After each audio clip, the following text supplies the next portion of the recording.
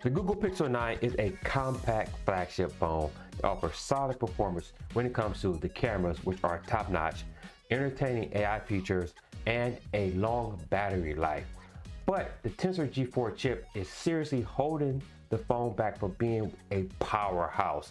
Now, we want that to be better and improve with the next phone, and we got information about the Google Pixel 10 Pro phones, and we got some information about the Tensor G5, some of the interesting choices that Google is making, as well as the camera upgrades may not be everything that you're looking for in the next phone. So in this video, we're going to go over all the information about the next lineup of Google Pixel 10 Pro phones.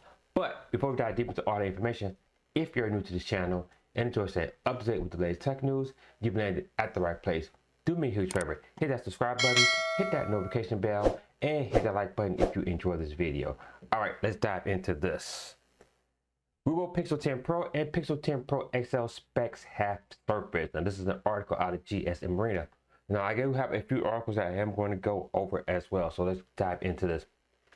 Let's talk about what is common between the two Pro models first. So both the Pixel 10 Pro and the Pixel 10 Pro XL are going to be powered by the same Tensor G5 chip, and the camera set is going to be the same as well. So we're talking about a 50 megapixel primary, 48 megapixel ultra wide, 48 megapixel telephoto, and a 42 megapixel selfie. Now, interestingly, both the ultra wide and telephoto units support macro photography. Now, let's take a look at this table here, which is nicely presented for you. So we can just take a look at some of the rest of the specs of it. So we can see here the Pixel 10 Pro clocking in at 6.3 inches, while the Pro XL is 6.8 inches. Both are going to have LTPO OLED screens with a max brightness of around 3000 nits. Obviously, they both will have the Gorilla Glass Victus 2 on the front and the back. Now, that is the same as the Pixel 9 lineup. They both are going to have 16 gigabytes RAM, and storage ranges from 128 to 1 terabyte on both. Well, one on the 10 Pro, while the Pixel 10 Pro XL starts at 256, 512, and 1 terabyte. Again, I already talked about the cameras. Battery life. So the batteries are getting a little bump up from the previous model. The 10 Pro is going to have a 4870, that's up from about 4700, while the Pro XL is going to have 5200, well, that's up from about 60 milliamps for that. So a little bit better battery life, which is always good. And you can see here the wired charging for both those, 29 and 39 wired for those, and 15 for wireless. Now let's go over some of the G5 checks. Now, the Tensor chip that Google using, again, it's obviously not on par with what Samsung uses or what Qualcomm and MediaTek even offers. So Google is sticking with that. They're going to continue with the Tensor lineup for the foreseeable future. And some of the decisions that we are seeing from it. So for Tensor G5 specs, real big and small changes coming to the Pixel 10. This is an article out of Android Authority. So again, more weird CPU decisions that Google is making. The Pixel 9's Tensor G4 features an upgraded CPU cluster compared to its predecessor, at least on paper, because in practice the performance is only marginally better. We're talking just 6% performance gain in multi-core tests. Now, this is because Google dropped a mid-cluster core, probably in an attempt to reduce power usage. Now, the Tensor G5 upgrades the CPU cluster again, but not in the way you would probably expect. Google has decided to keep the same single ARM Cortex X4 primary core, which is an interesting choice given the new Cortex X925 promises some big improvements. So that is a bummer that they didn't opt to go with the better, faster, newer chip. But again, probably just to keep costs down, then Google's not ready to go to that route yet. They also shifted the core clusters around again. Mid clusters now have 5 Cortex A725 cores instead of 3 Cortex A720s on a G4, and the little cluster has been shrunk accordingly to only 2 Cortex A520 cores. So you can see here in this table right here, see how it compares both the big, mid, and little clusters there. We also have some information about the GPU that's going to be coupled with this. So it is codenamed Laguana.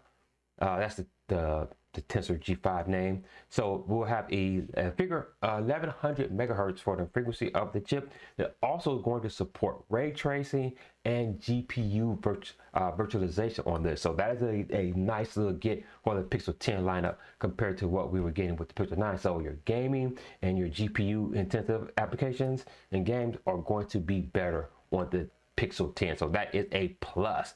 Now, again, we have some real world images of the Pixel 10 here that out there, and somebody obviously has a test unit. You can take a look here, the big camera blowout right here. Speaking of camera, we do have some camera specs again, like I told you about, but all the Google Pixel 10 specs you love and a few you won't. Let's go down here to the camera here. So Google's Pixel 10 entire camera setup is getting downgraded. Some of the leaked camera specs that we have seen over the past few months have actually been wrong, and unfortunately it's worse than we expected. For some reason, to add the 5x telephoto to the base model, Google felt the need to also reduce the size of the other two cameras. So the primary camera would be a 48 megapixel sensor, very likely the same sensor that was on the Pixel 9a has, which is one half inch sensor. Additionally, the ultra wide is also being downgraded pretty significantly to a 12 megapixel sensor. Last year, Google debuted its 48 megapixel ultra wide sensor on the Pixel 9, so this is a very puzzling choice. Finally, the new telephoto. This is going to be a 10.8 megapixel 5x telephoto sensor, which might sound familiar as it's the same sensor from the Google Pixel 9 Pro Fold. And spoiler, it's also on the Pixel 10 Pro Fold as well. So you can see here that the camera specs are not getting that massive upgrade that we were expecting. So you would expect probably the same performance to slightly better due to probably algorithms with AI and software for your pictures on this phone. So again, keeping the cost down. Google is not known for pushing the boundaries in that regard there. So again, very interesting choices from Google when it comes to some of the specs that they are using, and the fact that they're still using the Tensor G5. I really would like for them to just scrap the Tensor and just go with Snapdragon, go with MediaTek, just follow what all the big boys doing. But again, that probably incur a little bit more cost, but I think if they do that, I think people will be willing to maybe pay a little bit more to get that top-notch CPU performance. But that is everything I wanted to cover about the Google Pixel 10 Pro spec leaks that we have. Again, thank you for taking time out to watch this video. If you enjoyed this video and want to stay up to date with the latest tech news, you do me a huge favor. Hit that subscribe button, hit that notification bell, and hit that like button if you enjoyed this. Also, if you enjoy this type of content, you may have friends or family that enjoy this, so make sure you share this with them. And if you want to stay up to date with the latest tech news, head over to soundstory.com, where I curate and aggregate tech news from around the web covering Apple, Samsung, Google, Android, computing, and even more general tech news, all at the website soundstory.com. And for even more tech news in video form, check out one of these two videos right here. Until next video, guys, stay nerdy.